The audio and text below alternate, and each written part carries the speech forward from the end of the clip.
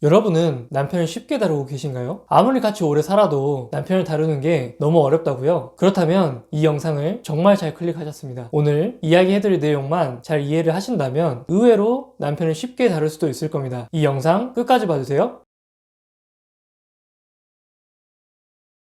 정말로 많은 분들이 남편과의 관계에서 답답함을 느낍니다. 하나같이 하시는 말씀이 남편이랑 이야기하면 벽에 대고 말하는 것 같아요 라는 이야기를 자주 하시거든요. 바로 이 말 속에 우리가 왜 남편을 다루기 힘들었을까, 이것에 대한 답이 어느 정도 있다고 생각을 합니다. 혹시 아직도 남편을 잘 다루려면 일단 서로 대화가 잘 통해야 한다, 이렇게 생각하고 계시나요? 예를 들어보자면 이렇습니다. 날씨가 더워져서 창문을 열고 싶은데 마침 남편이 창밖을 보고 있는 거예요. 그래서 우리는 이렇게 이야기를 하는 겁니다. 아, 지금 너무 덥네 라고 하면서 남편에게 대화를 거는 거죠. 아마 우리가 예상하는 답변은 아, 더우면 창문 열어줄까? 이런 대답이 오는 것을 바라셨을 겁니다. 하지만 남편에게서는 예상치 못한 말이 나오는 거죠.